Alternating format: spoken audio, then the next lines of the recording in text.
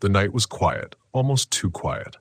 The kind of silence that presses against your chest until you can feel your own heartbeat in your ears. My name is Eli Thompson. I'm 44, and I've spent nearly half my life wandering the Appalachian trails, seeking the solace and clarity that only the deep woods seem to offer. That night, I found something else entirely. The White Mountains were alive in a way that isn't captured in postcards or whispered in travel blogs. The trees weren't just trees. They were witnesses, guardians of 1,000 untold stories, and I was about to add one of my own. I had parked my small, weathered camper at the edge of Valley Campground, where the river bends sharply around a grove of hemlocks, and a low mist had begun to curl through the valley. At first, it seemed ordinary, the kind of fog that rolls in after a long stretch of rain. But then it changed, thickening, deepening into a hue I can only describe as blood red, and I realized, with that familiar tightening in my chest, that I wasn't entirely alone. I remember the precise moment when I noticed the shapes moving within the fog. They weren't fully formed, more like shadows stitched from the darkness itself, stretching and twisting across the landscape. I tried to rationalize it, tricks of the lantern light, the angle of the moon, but the hairs on the back of my neck told me otherwise. Something was here. I told myself to breathe, to stay calm, repeating the mantra I'd always used after years of solo camping. Observe. Don't panic. Survive. My hands were steady as I grabbed my flashlight, the beam cutting a pale line through the crimson haze, revealing the first clue that this was no ordinary night. Footprints. They were too large for a deer, too deliberate for any animal I recognized, and they led straight into the thickest part of the fog, disappearing as if swallowed whole. The wind shifted, carrying with it a faint metallic scent that made my stomach twist. It was the kind of smell you don't forget. Half rust, half iron, all wrong. I crouched beside my camper, listening. The distant murmur of the river became a roar in my ears, and then I heard it. A whisper, barely audible, curling through the mist like smoke. My name. Just my name. Eli. It was soft, almost caring, but the way it lingered, repeated, made my instincts scream at me. I could feel every lesson from years of hiking and camping surfacing, the unspoken truths the locals never say in polite conversation, the warnings passed down in hushed tones about valleys that are alive at night. And I realized, as much as I wanted to run, that I had to confront it, had to understand it, or I wouldn't leave that fog the same man I had entered. I stepped into the mist, each footfall muted, each breath visible in the red haze.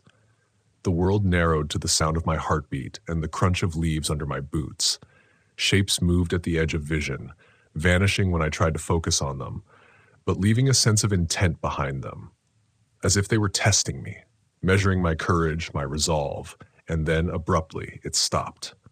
The fog parted just enough to reveal a clearing where the air was colder, heavier. In the center stood an old cabin, abandoned, walls warped and blackened by time. The door swung slightly, as though inviting me in or daring me to turn back. I felt a surge of fear, real and visceral, but also a strange curiosity. I had been here before, in places of solitude and beauty, but never like this. Never where the world itself seemed to be holding its breath, watching my every move. Inside, the cabin smelled of damp wood and decay. Moonlight filtered through broken windows, casting jagged shadows across the floorboards. There was nothing alive, nothing moving, and yet I could feel the pulse of the place, a rhythm that matched my own heart.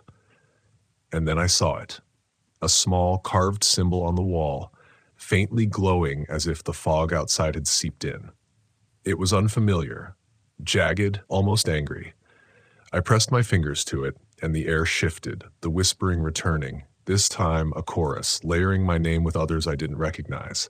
Panic rose, clawing at my chest, but I forced myself to remain still. It was a test of endurance, of presence, and I realized that my fear was not the enemy here. It was the key. Recognizing it, naming it, confronting it. That was survival. I left the cabin before the night truly swallowed me, guided by instinct and the dim light of my flashlight. The fog followed, rolling, folding, thickening into waves that seemed almost sentient. I stumbled across the uneven ground, senses sharpened, until I finally reached the edge of the campground, where the familiar sights of my camper and the river reassured me I was still tethered to the world I knew. And yet, something had changed. The forest had spoken, and I had listened. I understood then that some lessons aren't taught in comfort. They are learned in fear, in the liminal moments when your understanding of reality is challenged by the unknown. I had survived, yes, but more importantly, I had gained a humility, a recognition of forces far older and stranger than I could comprehend. By dawn, the blood-red fog had lifted, leaving the valley quiet, ordinary, and almost serene. I sat by my camper, exhausted, eyes tracing the river's edge where I had first felt the pull of the mist. The footprints were gone, the whispers silenced, but their memory lingered, a reminder that the forest holds stories no guidebook can contain. And as the sun broke over the peaks, scattering light across the moss and hemlocks, I realized that fear, when faced with honesty and courage, can transform into something profound. It sharpens your awareness, refines your spirit, and teaches the subtle art of listening, not just to the forest around you, but to the quiet instincts that guide you through life's uncharted paths. The memory of that night lingers, even now, like a scar etched into the folds of my mind. Weeks later, I would return to the same valley during daylight, trying to reconcile what had happened with reason, to find mundane explanations, a trick of light, mist, or my own imagination, but the signs were unmistakable. Where the fog had been thickest, the ground remained oddly compacted, the forest floor flattened as if some unseen presence had pressed itself into the earth. I walked those paths with care, noting the subtle differences in the trees, the way moss grew unevenly along certain trunks, and the faint, lingering scent of iron that refused to fade. Locals I spoke with later only offered cryptic warnings, half smiles and averted eyes, mentioning that Valley Campground had a reputation for shifting realities, for showing travelers things they weren't ready to understand. Some spoke of it in hushed tones. Others avoided the subject entirely, but all agreed that there were nights when the fog itself carried the valley's history, memories of misfortune, sorrow, and secrets long buried. As I camped on subsequent nights, I noticed the valley seemed to respond to my presence. Mist would gather in patterns that mirrored my movements, curling around the trunks of trees like smoke. Shadows stretched unnaturally long, and on occasion, I felt a presence brushing past me. Not threatening, not aggressive, but observant. It was as if the forest had recognized my willingness to confront its mysteries, my acceptance that some things exist beyond reason and control. I began to speak aloud during these nights, narrating my actions, my thoughts, my fears, as though acknowledging them would anchor me to reality. It worked in a way that defies simple explanation. By naming my fear, by confronting the unknown rather than fleeing it, I found a fragile, uneasy balance between terror and comprehension. One night, while tracing the riverbank in the dim light of a fading sunset, I stumbled upon another clue. A cairn, carefully stacked stones, partially hidden in the brush. It was not the work of modern hikers, nor did it match any pattern I recognized from trail markers. On closer inspection, I noticed the stones were carved with symbols similar to those I had seen in the cabin. I crouched low, tracing the lines with my fingers, and a shiver ran through me. Here, the valley had left a message, one I didn't fully understand but could sense deeply. Respect the place, honor its history, and move with awareness. Every instinct I had cultivated over years of solo hiking suddenly converged into clarity. The importance of attentiveness, the discipline of observing the subtle shifts in nature, the courage to walk into discomfort rather than avoiding it. I spent hours in that moment, sitting beside the cairn, feeling the pulse of the valley, attuning to its rhythm. And slowly the fear that had gripped me that first night transformed. It did not disappear, nor did the fog's memory fade. Instead, it became a lens through which I could read the forest, interpret the unseen currents of its energy. When the wind rustled the leaves in a particular cadence, I could anticipate subtle changes in the terrain. When shadows flickered in unexpected ways, I moved with greater caution, noticing details I would have once overlooked. The valley taught me that fear is not a weakness, but a tool, a signal of the unknown that, if heeded, can guide survival and insight alike. The most profound lesson came quietly, as it often does in the woods. One evening, after days of careful observation, I witnessed the fog returning, rolling slowly through the valley as the sun dipped behind the mountains. This time, I did not panic. I stepped into it with intention, following the faint trails of red that shimmered in the dim light, letting my senses guide me. Shapes appeared at the edges of vision, whispers drifted on the wind, and yet I felt no urgency to flee. I understood now that the fog, the shadows, the voices, they were not trying to harm me. They were testing me, inviting me to perceive more deeply, to recognize the interconnectedness of all things in the forest, the river, the trees, the creatures, the wind. By embracing fear rather than resisting it, I had unlocked a new layer of awareness, one that allowed me to navigate the valley with a profound sense of presence. When I finally emerged from the fog, my camper in sight and the first hints of dawn breaking over the peaks, I realized that the valley had not just tested me, it had changed me. I carried with me a heightened intuition, a reverence for the unseen, and a reminder that every journey into the wild carries with it lessons that cannot be found in maps or guidebooks. The forest had revealed both its danger and its wisdom, and I knew that each step I took from that point forward would be guided by the memory of those crimson nights, the whispers in the mist, and the steady pulse of the unseen life around me. It is a lesson in courage, humility, and attentiveness that extends far beyond the trails, a teaching that I carry into every encounter, every path, every unknown I choose to face. By the time I packed up my camper and left Valley Campground, the red fog was gone, leaving the valley bathed in the gentle light of morning. I drove away slowly, savoring the final moments of that sacred, terrifying, and beautiful space. I could still feel the pulse of the forest beneath my feet, the whisper of its secrets in the back of my mind, and the quiet assurance that I had been tested and had emerged transformed. Fear, I realized, is not the enemy.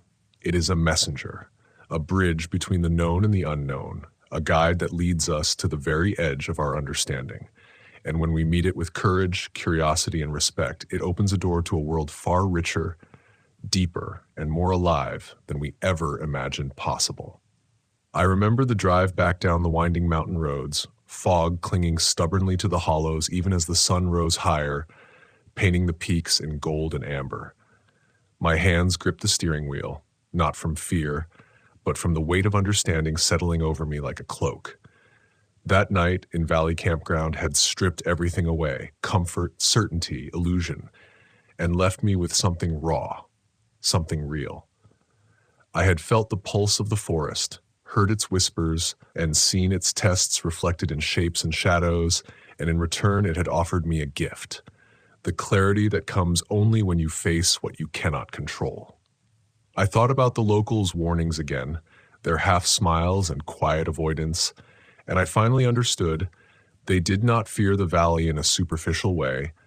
They respected it because they had been confronted by its truths, by the lessons it delivers to those who dare to walk its fog-laden paths. When I later recounted the experience to friends, most of them laughed, suggested I had been tired or imagining things, but they could not feel the residual tension still coiled in my chest, the way my senses remained finely tuned long after leaving.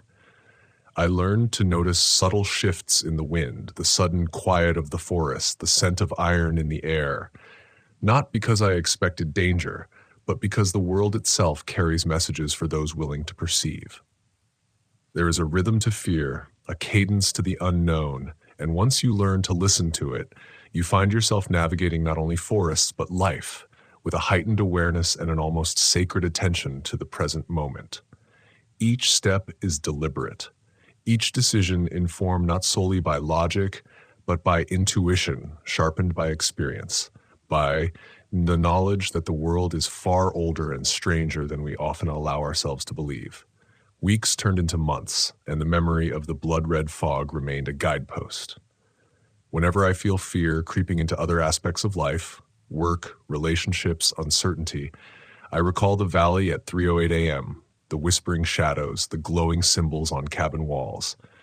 And I remember that fear is not an enemy to be fought, but a companion to be understood, a signal of something beyond ordinary perception demanding attention, respect, and care.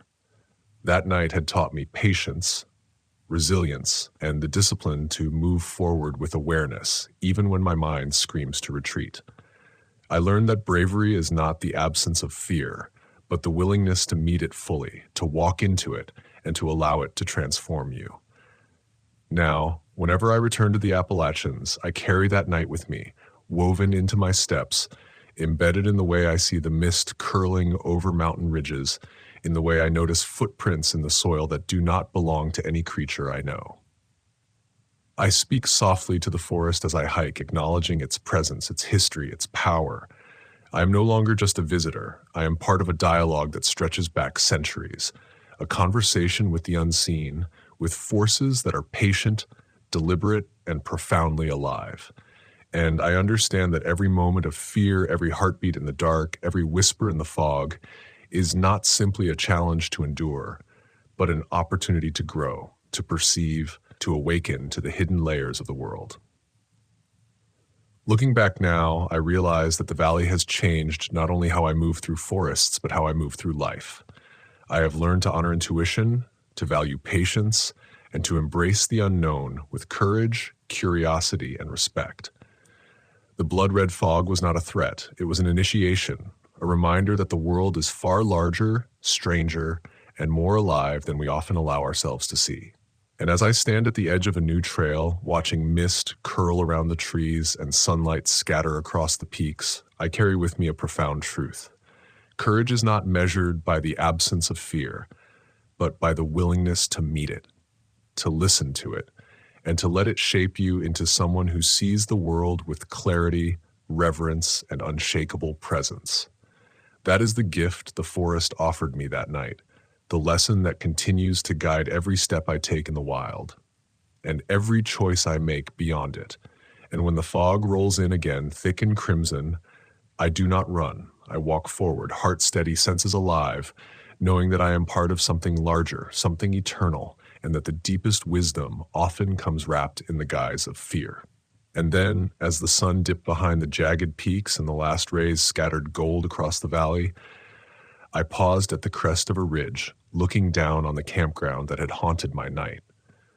The fog had returned, thinner now, curling like a living veil over the river and the trees, its red hue faint but unmistakable, as if the valley itself was breathing, alive and aware of my presence. In that moment, a profound clarity settled over me, a recognition that fear, mystery, and beauty are inseparable in the wild, that the very things that unsettle us carry lessons too deep for words, and that courage is not a trophy, but a dialogue with the unknown. I felt the pulse of the forest beneath my feet, the whisper of the wind through the hemlocks, the quiet insistence of the earth that life is always more complex, more alive, and far more strange than we dare to imagine.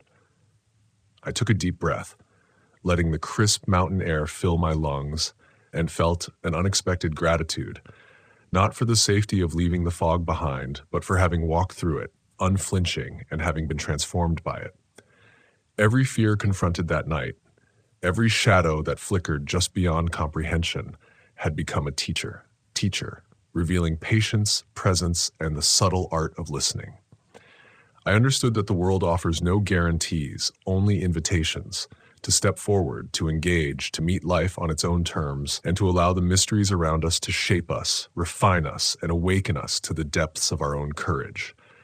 As I descended the ridge, the valley stretching below me in a mosaic of green and gold, I felt both small and infinite, bound to the earth, yet part of something far beyond my comprehension. That night, the whispers, the footprints, the blood-red fog would never leave me, and I would never want them to.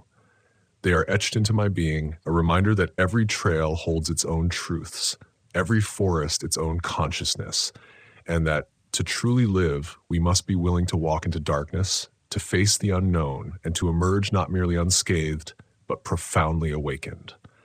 And so the White Mountains taught me what no map, no guidebook, no comfort of familiarity could ever convey.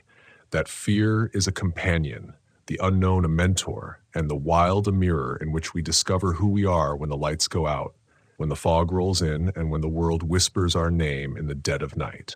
That night, at 3:08 a.m., I did not simply survive. I became fully awake, fully present, and forever changed by the blood-red fog that moves through the valley and through all the moments of our lives where the unseen tests our courage, our resolve, and our capacity to listen to the world in its raw, unfiltered truth.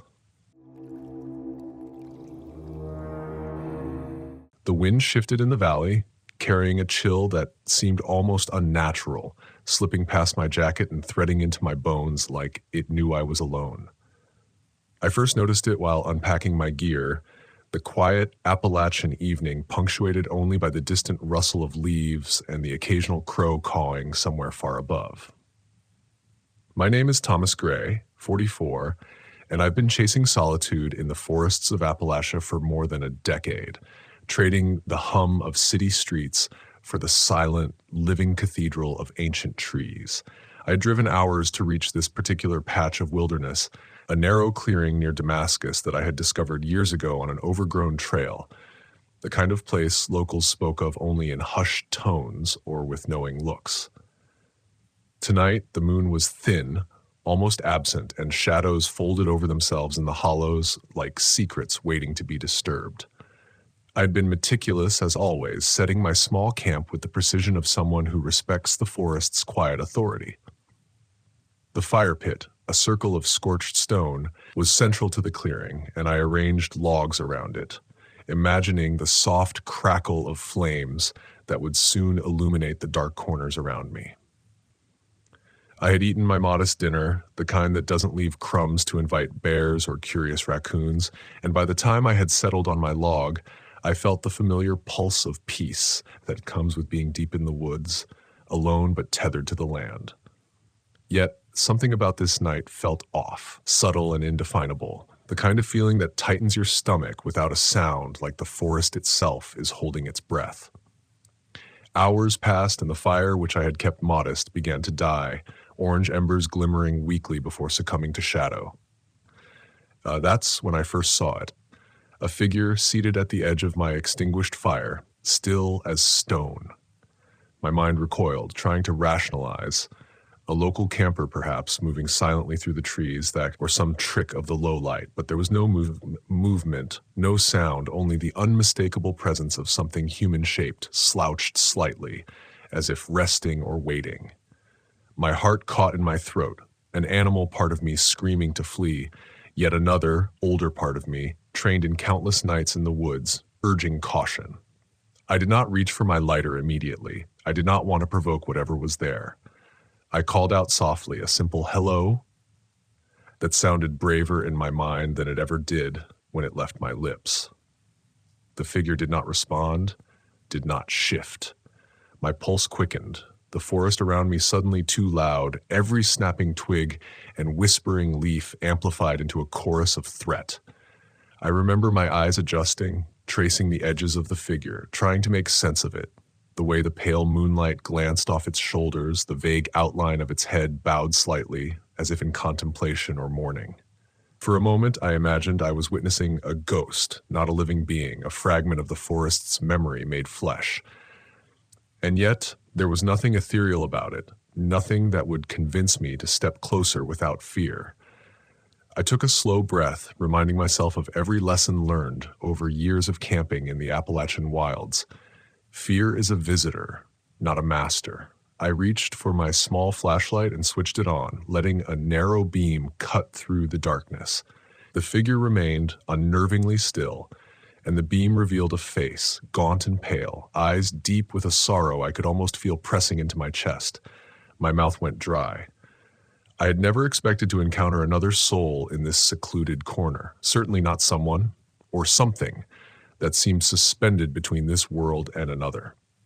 My training, my instincts, screamed at me to stay seated, to appear calm, to not disrupt the fragile balance that hung in the forest air. Minutes stretched like hours. I spoke again, softer this time, telling the figure I meant no harm, that I was just camping.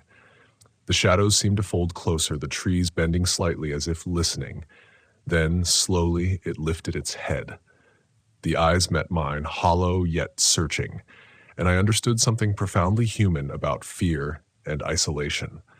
This was not a malevolent presence, it was a mirror of my own solitude, magnified and reflected back at me by the vastness of the Appalachian night. I realized then that the forest keeps stories, not just in the whispers of leaves or the gnarled shape of roots, but in echoes of those who have wandered here before, lost or waiting, and that these echoes can appear to those willing to see them. I could feel my own breath rising, visible in the chill, and I made a decision. Slowly, deliberately, I reached into my pack for an extra blanket, moving carefully to leave space, to show that my intention was not to confront, but to acknowledge. The figure shifted slightly, a faint nod, almost imperceptible, as if accepting the gesture. I did not approach, and it did not move closer, but a subtle understanding passed between us, a shared respect for the quiet intensity of night, for the unspoken rules of survival in these woods. I could sense the forest exhaling with me, the tension in the air easing, a lesson delivered without words. Vigilance and empathy are not opposites, but companions in any wilderness. Hours later, the figure rose slowly, more shadow than substance under the waning moon, and moved into the trees, fading until it was gone. I remained by the embers, staring at the space where it had sat, the cold sinking deeper into my joints. I thought about my life outside these woods, about how often I moved through my days ignoring the unseen, the unheard, the subtle lessons of quiet observation.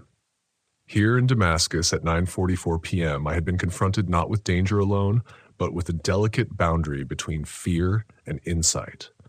I learned that night that courage is not the absence of fear, but the willingness to remain present and attuned, even when the shadows themselves seem alive. Morning came slowly, gray and misty, crawling over the hills like a hesitant awakening. I packed my gear with careful hands, glancing once more at the fire pit, still cold, still holding the memory of what had passed. The forest felt different in daylight, lighter yet no less profound, and I walked back toward my truck with a quiet reverence. That encounter did not diminish me, it expanded my understanding of solitude, of the layers of life that exist between the branches and beneath the soil. There is a rhythm here, I realized, a pulse of the living and the remembered, and it is only those willing to move gently, with respect and attentiveness, who can perceive it without fear consuming them. By the time I reached the edge of the clearing, the lessons had settled like sediment in my mind, heavy yet clarifying. I understood the Appalachian woods differently after that night, not as a backdrop for thrill or conquest, but as a mirror for self-awareness, a place where the limits of courage are tested not through danger alone, but through presence, observation, and the quiet, impossible beauty of knowing you are not entirely alone, even when you appear to be. The memory of that figure by the extinguished campfire remains with me, a reminder that every shadow has a story, every silence a voice, and that the deepest lessons are often encountered not in the heat of survival, but in the reflective stillness that follows. The forest did not simply release its hold on me as I drove away. It followed, threading its way into my thoughts, replaying the shape of that figure in the flicker of headlights and the curl of mist over the hills. The roads out of Damascus wound narrow and slick, lined with trees that seemed to lean closer with every mile, whispering reminders that some encounters do not end when you leave the clearing. I kept my eyes forward, but I could feel the shadow of that presence lingering, a subtle pressure on my awareness that was neither threatening nor comforting. Simply there, a weight of history, memory, and untold stories. By the time I reached the highway, I understood something I hadn't fully realized at the moment. The woods had tested me, but not in the way a predator might. They had tested my capacity to bear the quiet, to sit with the unknown without running, to respect what exists beyond immediate comprehension. I parked my van at a rest area, letting the engine idle while I collected myself, my hands shaking slightly from the adrenaline I had refused to acknowledge on the trail. I thought about how easy it would have been to dismiss the experience as a trick of light or fatigue, and I almost wanted to, almost reached for that comfortable rationalization. But the image of those hollow eyes bowed in sorrow or reflection would not let me. It had etched itself into my mind in such a way that ignoring it would feel like turning my back on part of the forest itself. The Appalachian night is full of stories that demand attention, not loud, not insistent, but persistent in a way that penetrates the heart. I realize that sometimes the real danger in the woods is not being chased or trapped, but in leaving without seeing, without acknowledging, without learning the lesson whispered in silence. By the time I reached home, the sun had barely cleared the horizon, washing the suburbs in a pale, hesitant light that seemed almost foreign after the deep darkness I had left behind. I sat in my driveway for a long time, staring at the van, feeling the weight of the night settle into my chest like a second heartbeat. Every detail replayed, the embers fading to gray, the cold brush of wind over the clearing, the slow nod of acknowledgement from the figure that might have been ghost or lost traveler, or perhaps both. And then I understood. This is what the woods give, the gift of confrontation, not with monsters, but with the parts of yourself that remain untested, that tremble at uncertainty. Fear, I realized, is not merely something to survive. It is something to interpret, to listen to allow to illuminate corners of perception we normally avoid. That day, in the following weeks, I found myself thinking not of escape, but of presence. I returned to my journal, a worn leather notebook I carried to every campsite, and wrote every detail of the night, every sensation, every flicker of emotion. Writing it out, I began to see patterns, to understand the forest's subtle pedagogy. Vigilance is not paranoia, empathy is not weakness, and solitude is never emptiness. These lessons, learned in the cold and dark, in the fleeting recognition of something almost impossible to describe, became guides for the life I carried outside the trees. I moved through the world differently, slower, more attentive, more willing to confront discomfort without flinching.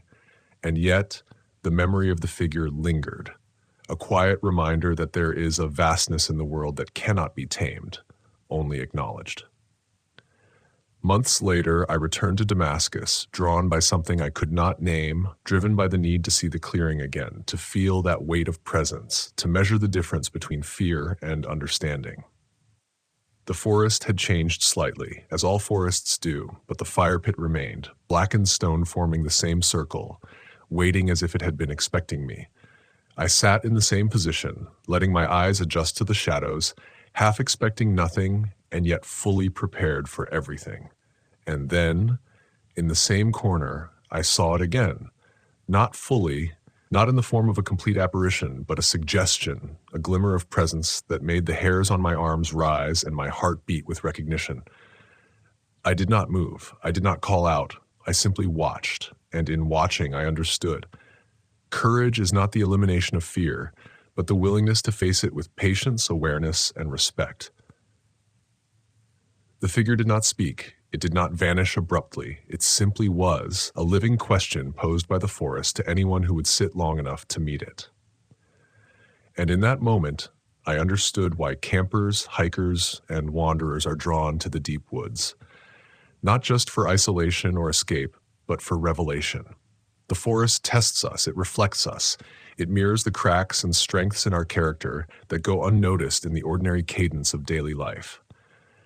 I rose slowly from my log, careful not to disturb the fragile silence, and walked the trail back to my van, carrying with me a profound stillness, a sense that the world is larger, stranger, and more intricate than I had allowed myself to admit. Fear, presence, and understanding had converged in that clearing, and I would carry the memory with me always, a compass pointing not north, but inward. Even now, when I close my eyes at night, I can see that figure sitting by the extinguished campfire, a reminder that life in the wild is as much about internal exploration as it is about external navigation.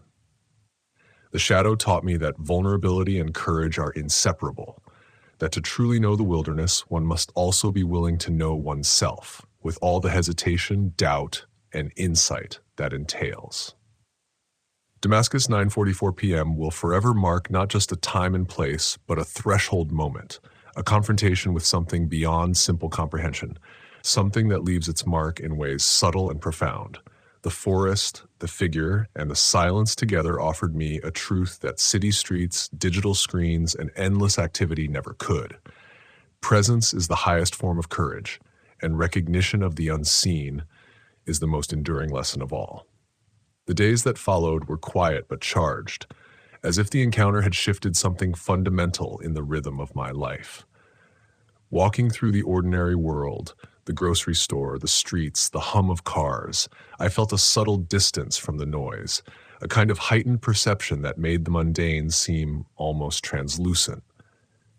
Every shadow, every shift in light reminded me of Damascus, of that extinguished fire and the figure who had neither threatened nor comforted, but simply existed in the same space as me, forcing me to confront the fragile line between fear and understanding. I began to notice patterns in people, in nature, in the way small actions ripple outward, and I realized that the woods had trained me to see differently, to measure the weight of presence, and to listen for truths that are not spoken aloud. Months later, I returned to the forest again, compelled by something I could not define. The trail to the clearing was overgrown, the moss slick underfoot, the familiar tree roots twisting like old scars across the path. I moved slowly, deliberately, letting my senses absorb every detail. The distant call of a hawk, the whisper of wind through pine needles, the scent of damp earth and decaying leaves that always feels like a heartbeat beneath your feet. When I reached the clearing, I paused, my eyes immediately drawn to the fire pit, still blackened, still holding the echoes of that night. And there, seated with the same quiet weight of presence, was the figure, or at least the suggestion of it, its outline folded into the shadows. I did not startle. I did not reach for light or weapon.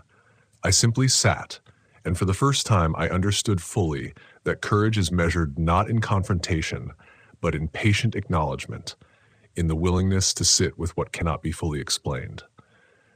Time in the woods moves differently. Minutes stretch and compress, and in that timeless space, I realized that this encounter had given me something precious. The knowledge that the world is layered, not just in the physical sense, but in the emotional and spiritual dimensions that most people ignore. The figure was not there to frighten me, nor to guide me. It was there to mirror my own isolation, my own fears, my own capacity for empathy and awareness.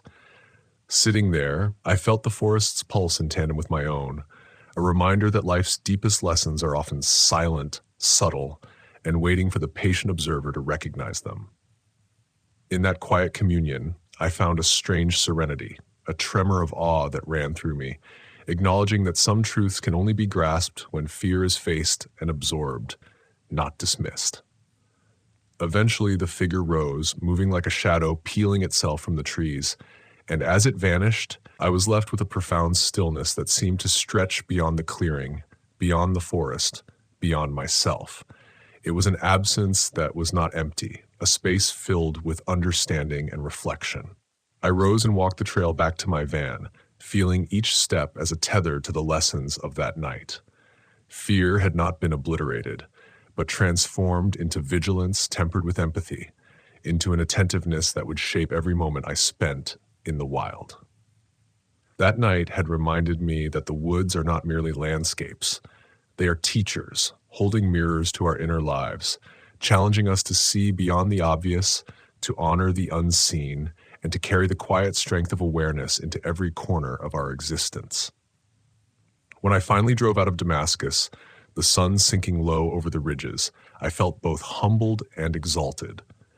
The forest had given me a gift I could never repay, a lesson in the intersection of fear and courage, solitude and connection.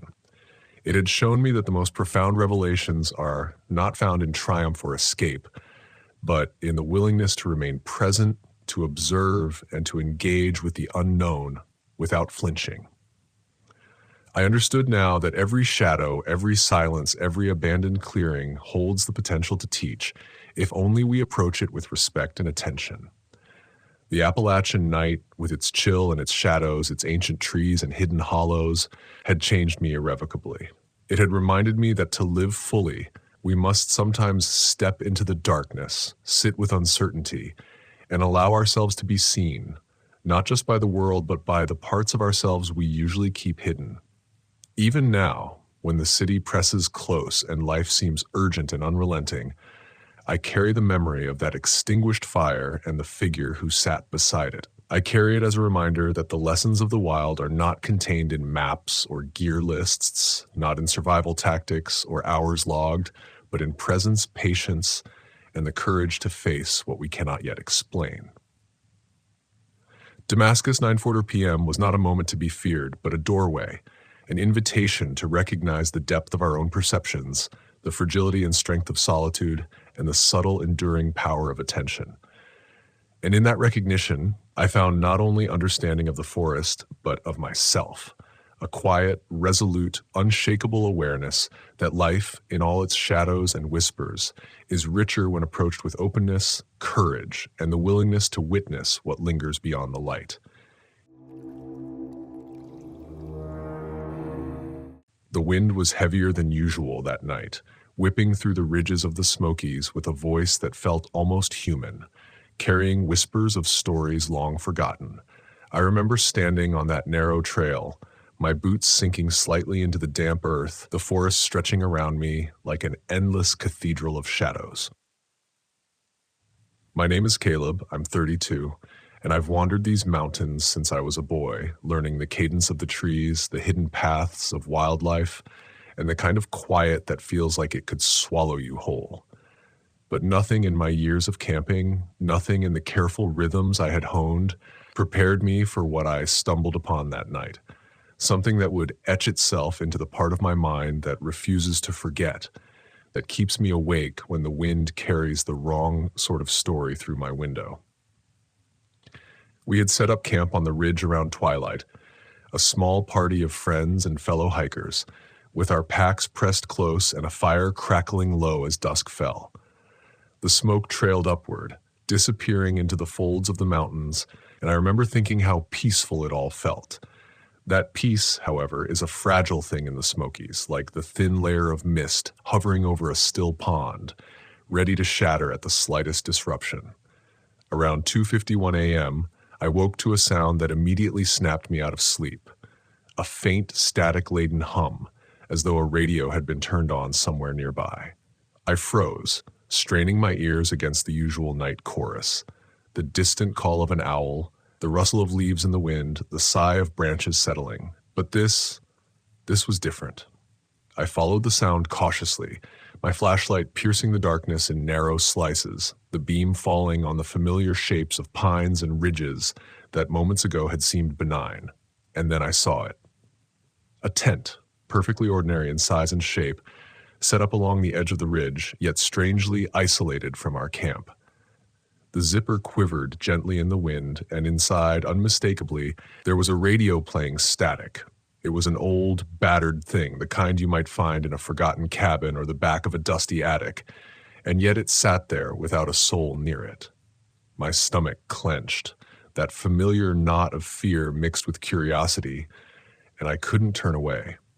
Something about the quiet between the bursts of static made it feel deliberate, like the forest had a pulse, and this sound was a message meant only for the unprepared. I whispered to my friends, who had begun to stir from their tents, but the words felt inadequate to describe what I was seeing. It wasn't just a ghostly presence, it was a tangible puzzle. Why would a tent be here, alone, radiating a sound that was usually human, but now eerily inhuman? As I edged closer, my flashlight shaking slightly in my grip, I noticed the ground around it was untouched. No footprints, no disturbed pine needles. It was as if it had grown there overnight, a perfect anomaly in the natural order. And yet, instinct screamed at me, turn back. Yet curiosity pressed forward, a heavier weight, a gravity I could not resist. The radio crackled louder as I reached the tent, and the static shifted, almost forming syllables that teased comprehension, but slipped away before my mind could lock onto them. I knelt, feeling the chill rise from the wet earth, and placed a hand on the canvas. It was warm, unexpectedly warm, as if someone had been inside recently, someone who had just vanished. I remember my breath catching, the hairs on the back of my neck rising, and an awareness of how utterly alone we were on that ridge. The Smokies can swallow sound, swallow light, swallow presence itself, and in that moment I felt the mountain's gaze, patient and unyielding. I backed away slowly, careful not to draw attention, my friends now fully awake and staring, frozen in the eerie half-light. No one wanted to touch the tent, and no one wanted to leave it. That's the paradox of fear in the wild. It binds you, roots you to the earth, and yet tempts you to move, to act, to discover. The static seemed to pulse in response to our collective hesitation, a low, throbbing heartbeat of something beyond understanding. We debated retreating, hiking back down in the dark, but the trail was slick with dew and moonlight hid the gnarled roots ready to snare the unwary. I remember thinking, with a clarity only fear can provide, that sometimes the danger is not in what you see, but in what you imagine might be watching you from the folds of the ridge. Eventually, I approached again, this time with a purposeful step, driven not by courage, but by a need to know. I unzipped the flap slowly, expecting darkness, expecting emptiness. And there it was. Nothing. The tent was vacant, utterly, hauntingly so, but the radio hummed on, the static now almost melodic, a sound that could almost be described as a sigh or a whisper of lament. I touched it and the vibrations ran up my arm, a physical reminder that the world is filled with forces we rarely acknowledge, forces that do not need eyes to observe, that do not need hands to touch.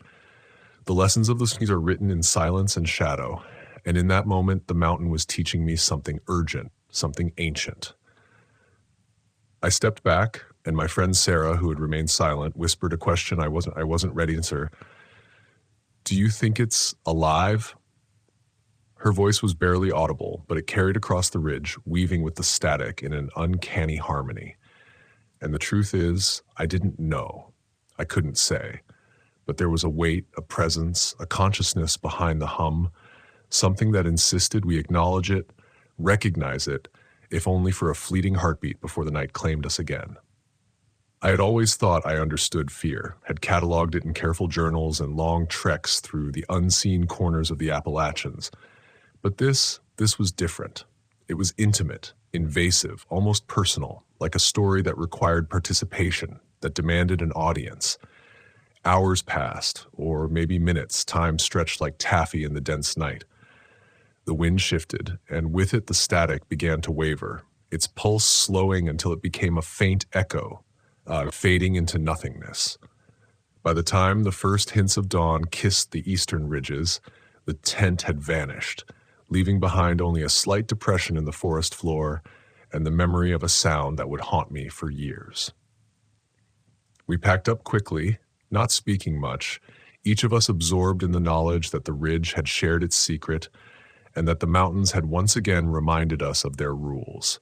Respect the unseen, honor the stillness, fear what cannot be seen but must be felt. I walk through life differently now. I notice subtle shifts in the wind, small anomalies in familiar spaces. The Smokies taught me that fear is not always a monster under the bed.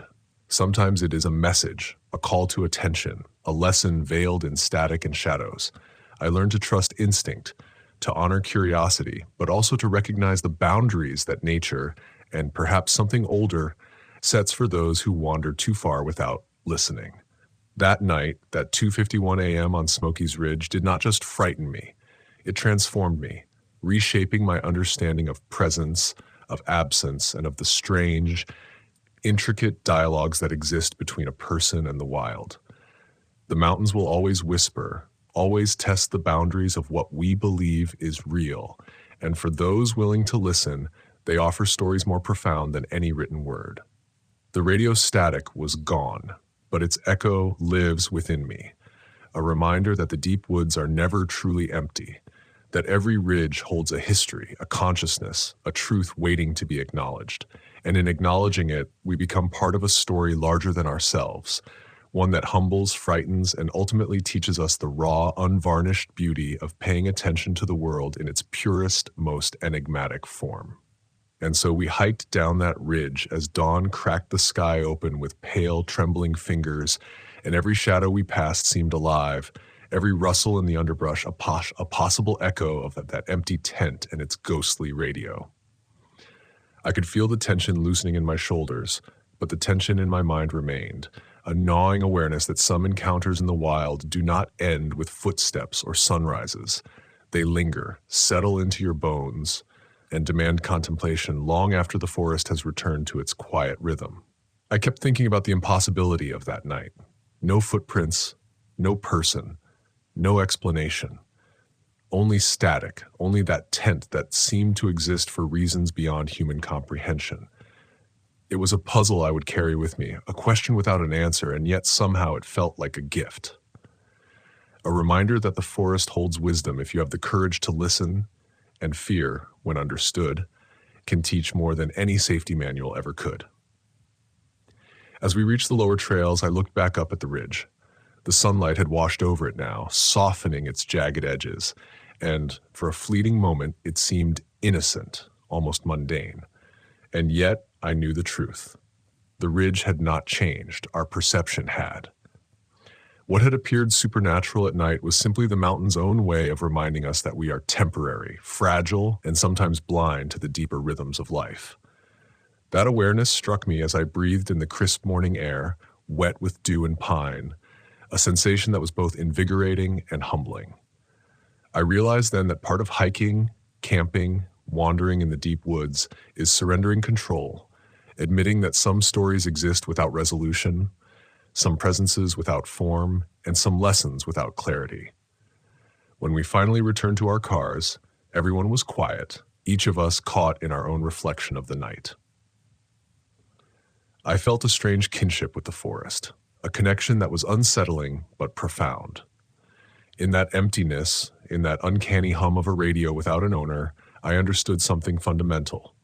The world is alive in ways we rarely acknowledge, and life is measured not just in what we see or touch, but in what we allow ourselves to experience and question. My friends spoke sparingly about the event, hesitant, almost reverent, as though voicing it aloud might shatter the fragile truth we had glimpsed.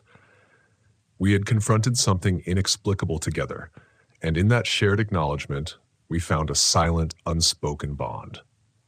I think back on that ridge often now, when I hike alone, when the wind carries a certain cadence through the trees, or when the night feels unusually still. There is a tension, a hum beneath the surface of ordinary life that reminds me of that empty tent, of the static, of the presence that demanded attention. It teaches patience, the importance of listening, and the humility to accept that not all questions have answers, not all fears have faces, and not all encounters can be neatly categorized or rationalized. The Smokies, in their quiet, relentless way, offer experiences like this, moments where reality bends just enough to remind you how much you have yet to perceive. And now I approach every hike differently. I move through the woods with heightened awareness, with respect for the spaces I enter and the histories they hold. I notice subtle patterns in the leaves, shifts in the wind, the distant cracking of branches that speak to more than just falling limbs. I have learned to pause, to observe, to feel the weight of the air around me. That ridge taught me that courage is not the absence of fear. It is walking forward despite it, allowing the unknown to expand your understanding of yourself and the world. The static of that radio was a call, not a warning, and answering it changed the way I engage with every moment, every silence, every shadow. There is a certain beauty in the unknowable, a sacredness in the stories that exist without witnesses, and an exhilaration in being present for them. The Smokies Ridge is not just a location on a map. It is a memory, a lesson, a touchstone for the interplay between fear and revelation. Standing there with the forest around me both alive and enigmatic, I learned that to truly experience the wild is to accept that some things will remain beyond understanding, that the mountains whisper truths in a language we may never fully grasp, but that listening, truly listening, is the reward. As we left the forest behind, I felt a transformation that I cannot articulate fully, a sense that part of me had stayed on that ridge, forever intertwined with the rhythm of the trees, the wind, and that inexplicable radio static. It is not an ending. It is a continuation, a reminder that life, much like the deep woods, holds mysteries that demand courage, attentiveness, and an openness to the unseen. And in embracing that uncertainty, in acknowledging the delicate balance between fear and wonder, we find a rare clarity, a deep appreciation for the subtle, haunting beauty of the world we inhabit. Now, when I tell this story, I do not speak to scare or to thrill or to boast of an encounter with the unknown. I speak to invite reflection, to stir the sense of awareness that the forest instills in those who venture with respect, with curiosity, and with humility. The empty tent, the radio static, the 2:51 a.m. hour, it all lingers as a reminder that every ridge, every clearing, every path through the Appalachian wild holds a story waiting to test us, to teach us, and to leave an indelible mark on the heart. We leave the Smokies, but the Smokies never leave us. They remain in the quiet tension between wind and leaf, in the hush that follows static, in the echo of every footstep we dare to take into the unknown. And in that final reckoning, as I walk through life far from the ridges of the Smokies, I carry with me a profound understanding that the wild is never just a place. It is a teacher, a mirror, a keeper of truths that can only be grasped by those willing to feel the tension between fear and presence. Every shadow, every rustle of leaves, every distant bird call can hold a message if you have the courage to hear it. The empty tent, still vivid in my memory, is no longer a source of mere terror. It is a symbol of the unseen threads that connect us to the world around us, threads that hew in static and whispers, in moments that defy logic yet demand acknowledgement. That ridge that night reshaped my soul in a way that nothing else could, and I have come to understand that the most powerful lessons are not handed to us. They are lived, breathed, feared, and ultimately embraced. The transformation was subtle at first. I found myself noticing the forest in ways I never had before, attuned to the cadence of unseen life, the rhythm of the wind through the trees, the way shadows stretch and fold as though alive. Each hike became more than a journey through terrain. It became a journey through consciousness, a meditation on presence, on humility, and on the fragile boundaries that separate us from forces greater than ourselves. The fear that had once gripped me on Smokies Ridge did not dissipate. It matured into vigilance, into reverence, into a deep, abiding respect for the wildness that exists both around us and within us. It is the kind of fear that does not paralyze, it illuminates. I remember countless nights since walking through forests, camping in remote valleys, always listening. Sometimes the wind carries nothing but silence, yet in the silence I feel the echoes of that static, the whisper of the ridge, the touch of a lesson I cannot entirely explain, and there is a beauty in that mystery, a satisfaction in knowing that not all forces are meant to be controlled or understood. They are meant to be experienced. The Smokies taught me that life is full of these moments where the ordinary becomes extraordinary, where the veil between known and unknown thins, and where we are called to respond, not with panic, but with attention, with courage, with respect. It is a humbling realization. We are small, our time fleeting, yet we are capable of profound perception, capable of bearing witness to the world in ways that honor its depth. I carry this lesson into every aspect of my life, into the mundane and the extraordinary alike. I see more clearly the hidden struggles in people's lives, the quiet victories, the unspoken fears, and I approach them with patience, empathy, and awareness, the same awareness that the ridge demanded of me that night. Fear is no longer a foe, but a guide, a reminder to tread carefully, to listen attentively, and to acknowledge the stories that exist just beyond the edge of perception.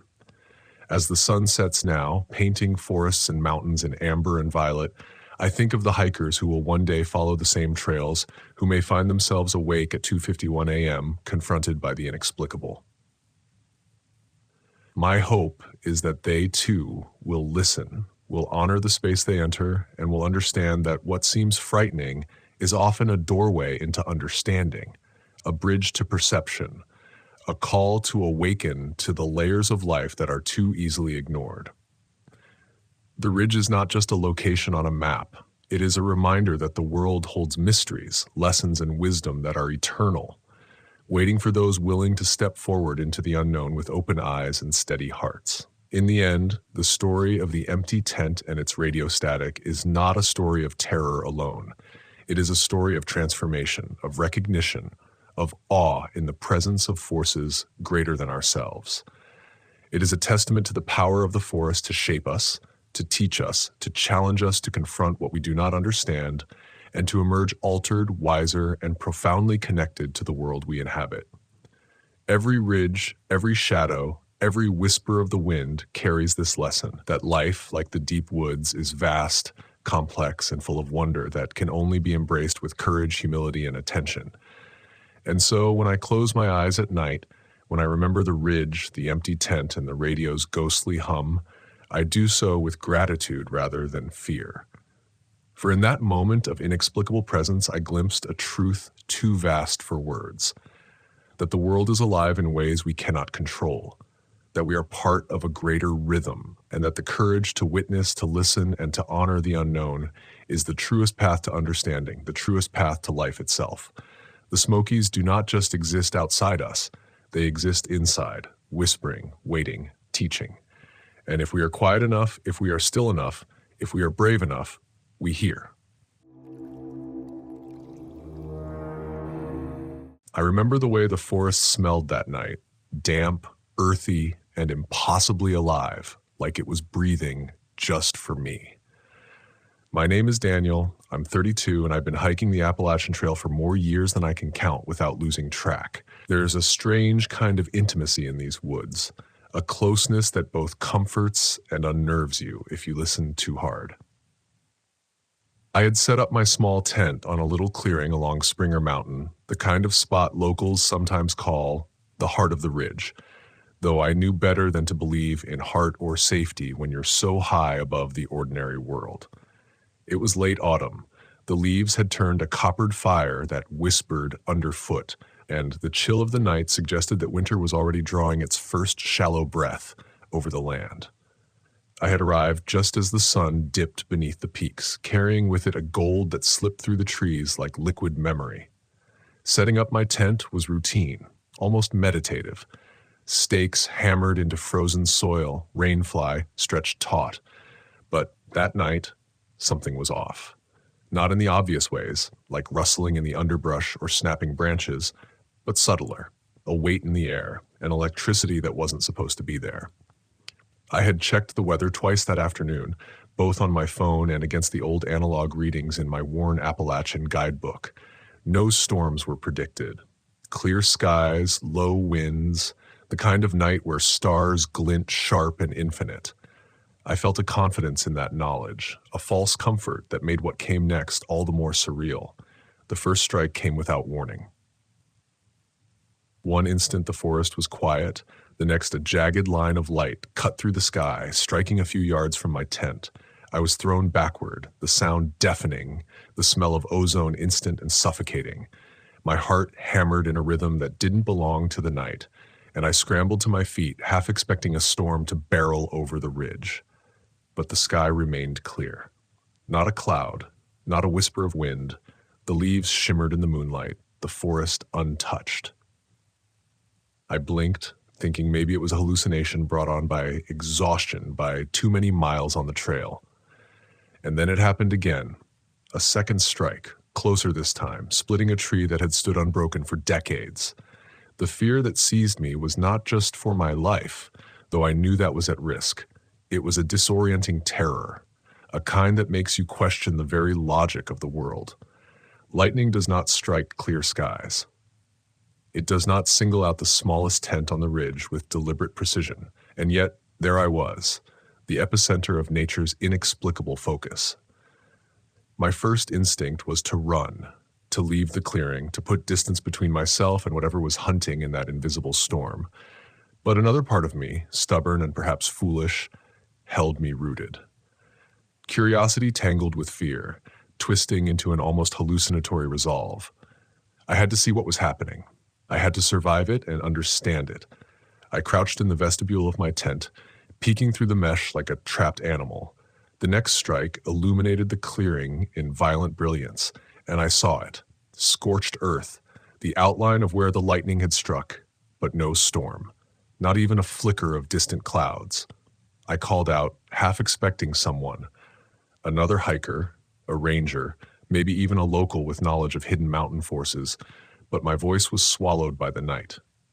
It was as if the world had paused, holding its breath to see what I would do. I realized then that survival was more than stepping out of the way. It was about understanding the rhythm of the impossible, about reading the signals I had ignored for years, thinking instinct was enough. As the night deepened, I noticed a pattern, subtle but undeniable. Each strike seemed drawn not just to me, but to the edges of the clearing, the old roots, the gnarled branches that clawed skyward like desperate hands. I began to move carefully, testing the soil with the tip of my boot, noticing where the tension in the air thickened and where it seemed to thin. The forest itself became a teacher, whispering warnings in the faint hum between strikes. I didn't know what force was directing this lightning, only that it respected no human logic, no trail markers, no maps. And yet, in observing, in slowing myself down, I found a rhythm, a way to move, to breathe, to exist within the eye of this invisible predatory storm. Hours passed, or maybe minutes, I couldn't tell, the forest losing all sense of linear time. My flashlight lay unused. I had stopped caring about illumination, focusing instead on instinct sharpened to a fine, desperate edge. The strikes continued, never hitting me directly, but always close enough to ignite the primal fire in my chest that screamed, "You are not safe." I realized then that the fear wasn't just about death. It was about the illusion of control, the fragile pride we carry into places where nature doesn't negotiate. Each strike that missed me felt like a rebuke, a lesson in humility that was both terrifying and sacred. I had come to these mountains seeking adventure, seeking stories, seeking the solitude of the deep woods, and the mountains were reminding me that the wild does not owe us understanding or mercy. Morning arrived without ceremony, the first thin light brushing the ridge like an uncertain hand. The clearing bore the scars of night, singed patches of earth, a tree split as clean as if an axe had fallen, the air still tinged with ozone.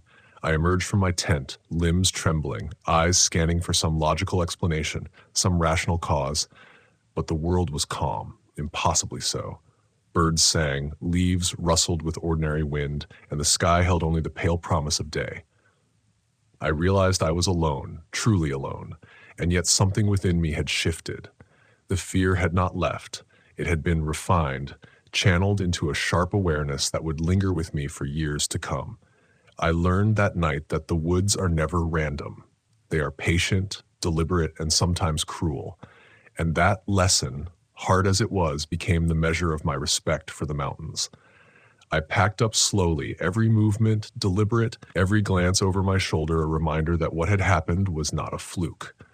As I descended Springer Mountain, my steps measured and careful, I thought about what it means to be human in a world that refuses to bend to our understanding. The forest holds secrets, yes, but it also offers insight. If we listen, if we watch, if we let our fear teach us rather than paralyze us. I carried that lesson down the ridge and into the days that followed, that caution and reverence are inseparable companions on trails like these, that courage is not the absence of fear but the decision to move through it, and that some nights in the woods will challenge you not with visible monsters, but with the raw, invisible forces that remind you how small and precious you are. I descended the ridge with a careful, almost reverent pace, each footfall a silent acknowledgement that the night had left its mark on me, not just on the forest floor, but deep in my chest, where adrenaline and awe tangled into something I couldn't name. The trail wound like a memory through stands of oak and hemlock, roots rising like veins, reminding me that even the smallest misstep could mean disaster. Every snapped twig underfoot made me flinch, every distant caw of a raven or rustle of leaves a ghostly echo of the strikes that had haunted the clearing. I kept telling myself that daylight would bring reason, that morning light would clarify what had felt so chaotic and malevolent. But the fear had settled into my bones, quiet now, but patient and persistent, like a shadow that refuses to leave even when the sun burns it away. By the time I reached the small creek that cut across the lower slope, I paused to kneel and drink. The water was icy, bracing, and in its clarity I saw more than my reflection. I saw a man who had survived the impossible, who had faced something beyond comprehension and lived. But survival was not enough. The forest had demanded a reckoning, and I had given it my awareness, my humility, my complete attention. I thought of the lightning, silent and invisible in its judgment, and I understood that the mountains are not cruel out of spite. They are exacting, meticulous, indifferent. To walk among them is to submit, even briefly, to forces that do not negotiate, that do not explain, that simply exist. And within that submission, there is clarity. There is a strange, piercing kind of freedom that comes only when you realize the world does not revolve around your expectations, and that life, even on a quiet ridge, is both fragile and extraordinary. I made camp again that night, farther down the trail, in a hollow where trees crowded close and seemed to whisper warnings of their own. Sleep came reluctantly, chased away by the memory of strikes that had passed through the air like a predator stalking invisible prey. My dreams were filled with fractured images, the tree splitting, the faint hum of electricity, the way my heart had thumped against my ribs like a drum. When I awoke, the forest was calm, ordinary in its deceptive simplicity. Yet I carried the echo of the night with me, a pulse beneath my own heartbeat, a reminder that the woods do not forget, that they do not forgive ignorance, and that the line between adventure and peril is thinner than the thinnest root I had tripped over on the trail. Weeks later, when I shared the story with other hikers and locals, some nodded knowingly, others laughed politely, unable to reconcile the tale with their own understanding of storms and lightning. But I knew the truth. I had been singled out, not by malice, but by the sheer unpredictability of the world, by the raw presence of a wilderness that is alive in ways we cannot always perceive. That night had taught me more than any guidebook or map ever could. It had taught me patience, attentiveness, humility, and the courage to act in the absence of understanding. I had learned that the deep woods do not reward ignorance or arrogance. Only those willing to move with awareness, to respect forces greater than themselves, and to carry their lessons forward with quiet reverence. And now, as I sit by a campfire years later, recounting that night on Springer Mountain, I feel the same mixture of awe and fear I felt when the first strike split the clearing. The forest is still alive, still watching, still teaching in its invisible ways. Lightning may strike in empty clearings, storms may arrive without warning, and the world may refuse to explain why. But each of us who ventures into the deep woods carries the capacity to respond, to survive, and to grow. The fear, the awe, the silence between strikes, they are not just obstacles, they are lessons. They are the forest speaking directly to the heart, reminding us that life is not predictable, that survival is never guaranteed, and that wisdom is forged in moments when the ordinary rules dissolve, leaving only presence, attention, and courage. The trail continues, as it always does, winding endlessly through ridges and hollows, over streams and under canopies that hum with life unseen. And I continue with it, step by careful step, the memory of that night etched into every fiber of my being. I know now that the mountains are not simply a backdrop for adventure. They are a crucible for understanding, a mirror reflecting our smallest and bravest selves alike. When I reach a clearing in the early hours, when the moon casts silver light across the leaves, I pause, heart alert, mind sharp, and I listen, not for storms, not for lightning, but for the quiet, unyielding voice of the forest that once chose me as its solitary witness, and still, in its own inscrutable way, teaches me what it means to truly walk among the wild. I remember the moment it fully sank in, while descending a narrow stretch of the trail, the ridge steep on either side, the forest pressing close, almost suffocating in its stillness. The fear of that night had not vanished. It had transformed. settling into a quiet vigilance, a kind of reverent alertness that I carried like a second skin. Every snapped twig underfoot, every distant bird call, every rustle of unseen animals reminded me that the world was alive in ways I could not control, that danger and wonder often occupy the same space, and that the line between them is invisible until it is crossed. I thought about the lightning strikes, each one precise, each one deliberate, and I realized they were less an attack and more a challenge, a test of attention, patience, and humility. It was as though the mountain itself was asking, "Do you see me? Do you understand the rules of my domain?" By the time I reached the lower slopes, the sun had begun to stretch its fingers through the trees, painting the forest floor in golds and amber. The scars of the previous night were still visible, branches blackened and jagged, small patches of earth burned and hollowed, and yet, in the midst of destruction, life continued. Moss and mushrooms had already begun reclaiming the scorched patches, tiny insects crawled over fallen bark, and birds flitted between treetops as if nothing had happened. I understood then that the forest does not dwell on chaos or misfortune. It simply endures, adapts, and teaches those willing to witness.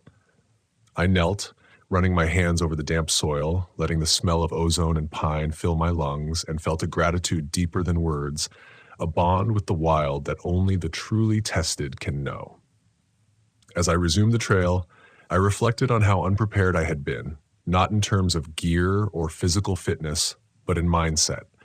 I had believed that knowledge, maps, and experience could shield me from the unpredictability of nature. I had been wrong. That night had stripped away my arrogance and left me with clarity. The woods demand respect, and respect is shown not through confidence or bravado, but through attentiveness, patience, and a willingness to listen. I had learned to notice the subtle cues in the air, the changes in tension in the wind, the almost imperceptible hum that precedes electrical discharge. I had learned that survival is as much about perception as it is about speed or strength, and that fear, when faced with calm awareness, becomes a teacher rather than a tormentor. By midday, I had descended to a small clearing where a creek widened into a shallow pool. I stopped, letting the water wash over my hands, and looked up at the sky. Blue stretched endlessly above, punctuated by drifting clouds, the memory of night lightning feeling surreal against the serenity of the day.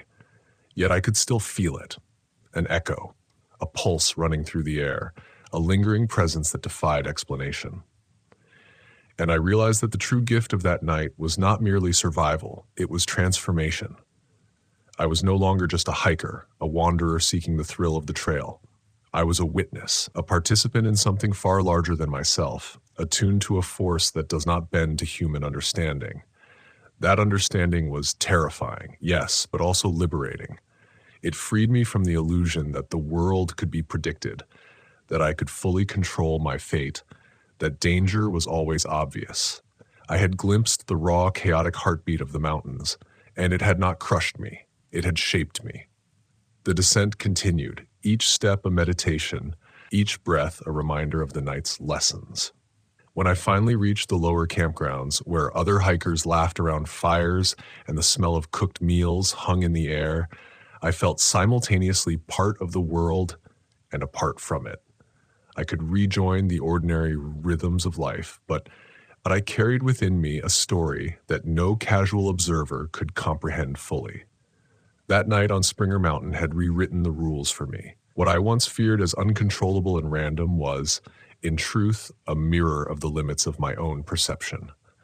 The forest had shown me that existence is unpredictable, that danger and beauty coexist inseparably, and that courage is found not in defeating fear, but in moving forward with eyes wide open. In the weeks and months that followed, I found myself returning to that night in thought, unraveling the memory with a kind of reverent obsession. Each retelling, each reflection deepened my understanding. I realized that fear is not weakness. It is attention. It is connection. It is a signal to align yourself with forces far greater than your own. I also realized that adventure carries lessons far beyond the physical challenges of terrain and weather. It is a journey into awareness, into the depths of human perception, into the recognition that life is fragile, precious, and infinitely unpredictable. The lightning that struck my solitary campsite was not a natural phenomenon. It was a punctuation, a message, a sacred confrontation that left me with scars I could neither see nor measure, but could feel in every heartbeat. And so whenever I return to the Appalachian trails, whenever I pitch my tent on a ridge or in a hollow, I carry that night like a talisman. I do not seek to tempt fate or test luck. I seek only to move with the forest, to notice what it offers, and to honor the lessons it imparts. Every creaking branch, every flicker of wind, every distant flash of light reminds me that the mountains are alive, that they speak in forms we may never fully understand, and that the measure of a hiker, a camper, a human is not how much ground they cover, but how fully they heed the call of the wild. That night on Springer Mountain was not just an encounter with lightning. It was an encounter with the raw, unyielding truth of the world, and surviving it was not an act of luck, but a baptism in attention, patience, and respect. The wind was sharp against my face, carrying the scent of damp pine and the faint metallic tang of an approaching storm. I remember standing on the edge of McAfee Knob that night, the ridge stretched out before me like the spine of some ancient beast, shadows pooling in the valleys below. My name is Caleb, 32, born and raised just a few hours from the Appalachians, yet nothing in all those years had prepared me for what I would hear echo through these woods that evening. I had set out alone, a simple attempt to escape the city's constant noise, to find solace in the familiar crunch of leaves beneath my boots, the rhythmic pulse of my own heartbeat blending with the sighs of the wind. At first, it was the usual stillness that greeted me, a quiet so deep that the faint snap of a twig or the low rustle of a squirrel felt deafening. I laughed softly to myself, thinking of how dramatic I must have seemed, standing on the precipice, staring into darkness that had no end. But then came the first sound that froze me mid-step, the sound of a voice, a distant, wavering call, almost swallowed by the night. It was difficult to make sense of it at first. The voice was faint, carried on the wind, barely more than a whisper. I paused, heart accelerating, scanning the horizon as if the trees themselves might move to reveal its source.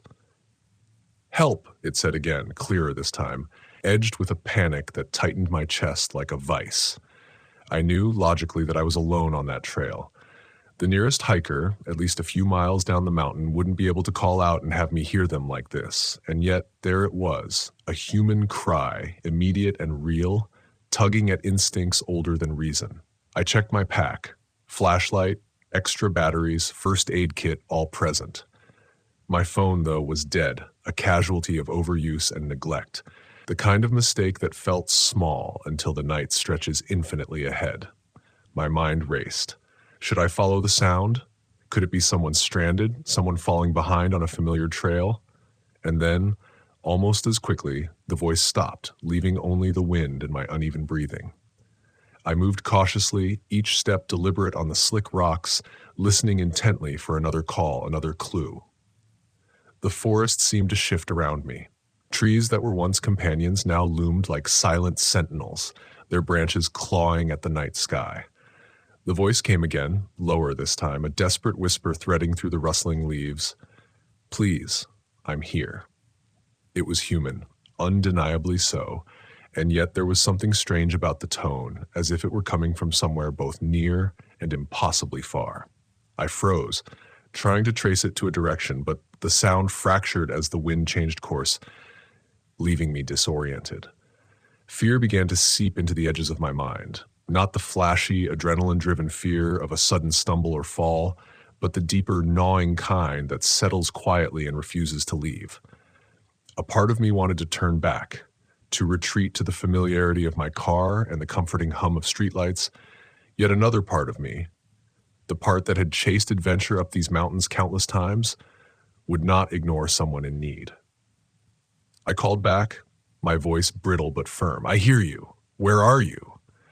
My words were swallowed almost instantly. the night absorbing sound like water into soil. I moved toward a slope that seemed to tilt in the direction of the calls, careful not to rush, knowing one misstep could send me tumbling into darkness. Each shadow seemed to stretch, each rock to shift beneath my gaze.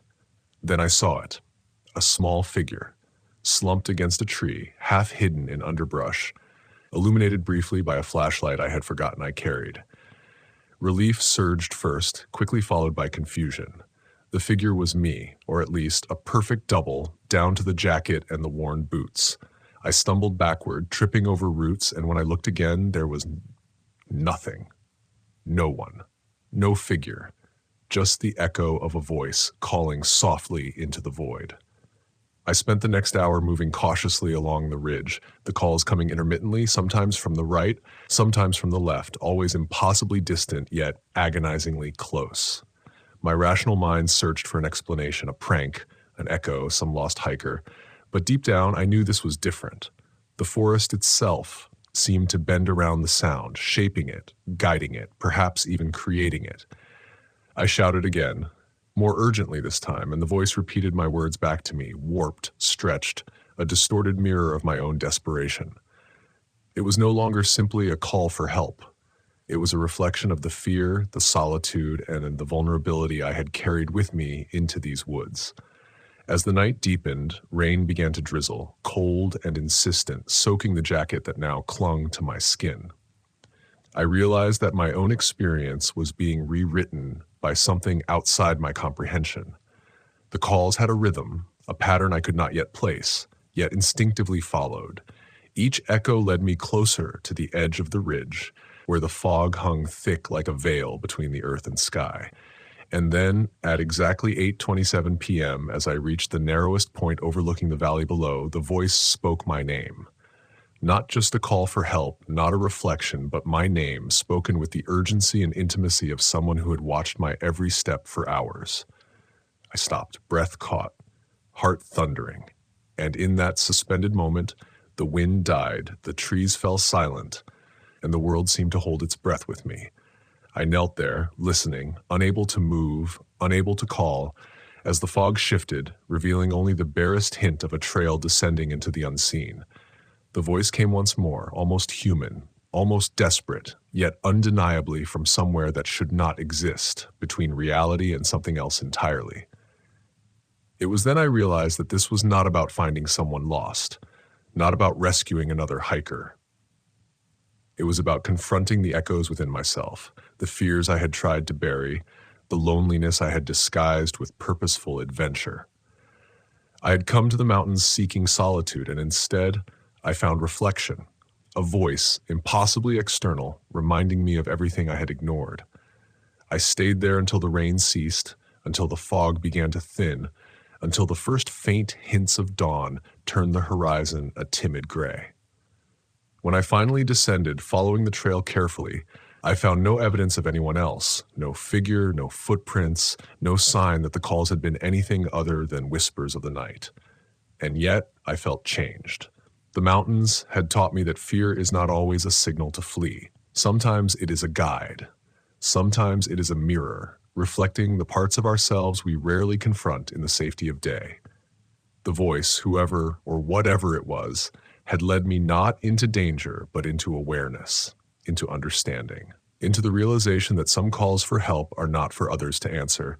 They are for us to hear, to recognize, and to acknowledge within our own hearts. I returned home damp and exhausted, carrying a quiet intensity that I could not shake. Friends asked me about my hike, about McAfee Knob, and I told them the usual details, the ridge, the fog, the rain, but I could not bring myself to recount the voice.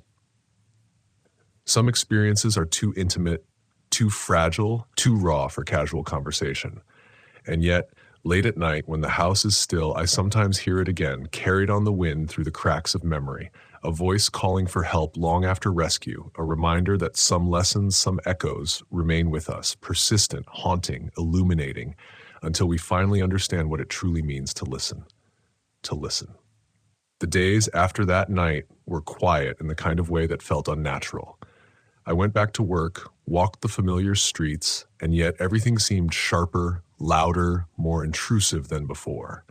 I would catch myself pausing mid-step, listening for a voice that would never come again. Or would it? There was a lingering tension in my chest, a rhythm of anticipation I could not dismiss. Friends noticed my silence, my tendency to stare into corners of rooms as if listening for something they could not hear. I avoided the woods at first, the place that had been my refuge now tinged with uncertainty, with the memory of a voice that had been unmistakably human, yet undeniably other. I told myself it had been exhaustion, an echo carried by the wind, a trick of the mind. But a part of me, deep and stubborn, refused to accept such easy explanations. There was something real in that sound, something that had chosen me, that had demanded to be heard. Weeks passed before I returned to the Appalachian Trail, drawn by the need to reconcile fear with curiosity. I approached McAfee Knob with a heightened awareness, every snap of a twig, every rustle of leaves amplified in my senses. It was not the mountains themselves that scared me now, but the idea of missing something important, of ignoring the subtle signals that life, nature, or whatever else it might be, was constantly trying to give. I moved slowly, deliberately, the weight of the previous night pressing against my ribs with every step. I carried no illusions this time. I would not rush. I would not force my presence on the unknown. I would listen.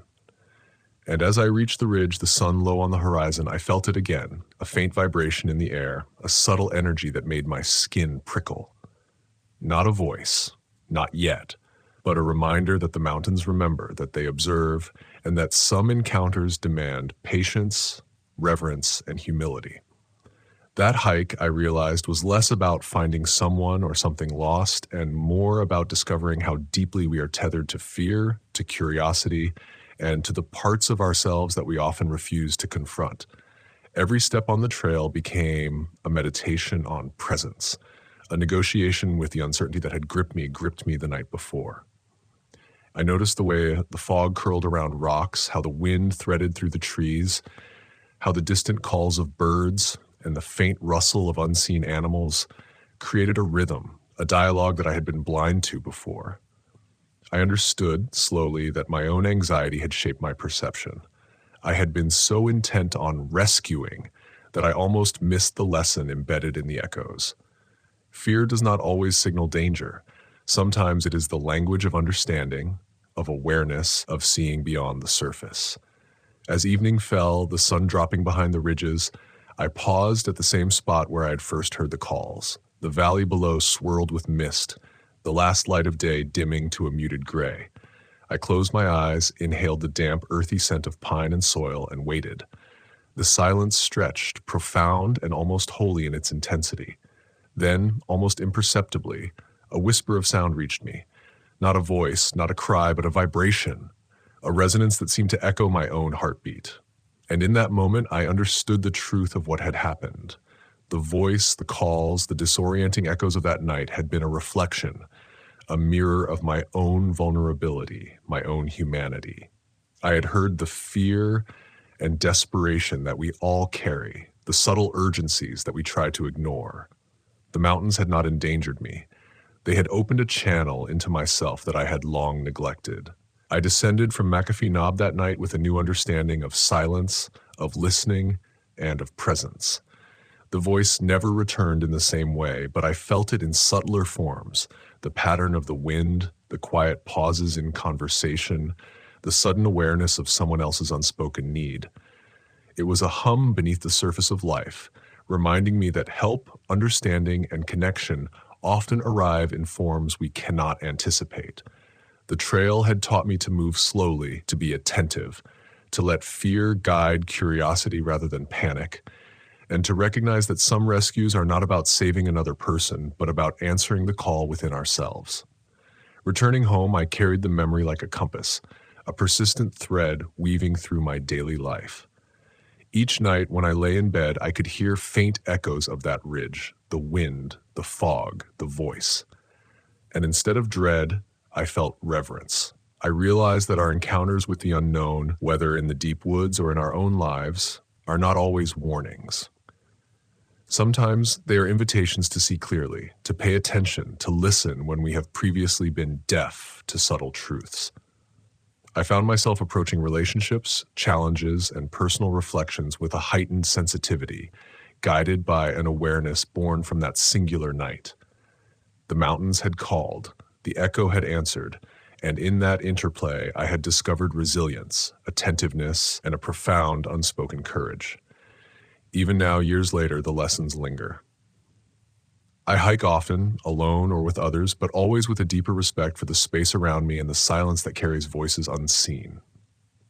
McAfee Knob is no longer just a destination. It is a teacher, a reminder of how fragile yet tenacious the human experience is. The voice I heard, the calls that resonated through the fog and darkness are etched in my memory as a symbol of attention, empathy, and the unseen threads that connect us to the world and to each other. And every time I hear the wind twist through the trees or the faint rustle of the forest floor, I feel a connection to that night, a reminder that the extraordinary often hides within the ordinary, waiting for someone willing to pause, listen, and answer the call. In the end, McAfee Knob taught me more than any guidebook or trail map ever could. It reminded me that courage is not the absence of fear, but the willingness to face uncertainty with awareness. That sometimes the most profound rescues occur not in saving another, but in answering the echo within ourselves. That the woods, the mountains, and the nights stretching into unknown territory carry lessons disguised as voices, and that to truly live, we must attune ourselves to them. And as I continue to walk these trails, I carry the resonance of that night, the haunting yet instructive calls that came long after rescue, shaping not only the way I hike, but the way I inhabit my own life, with attentiveness, humility, and the courage to listen, even when the world is silent.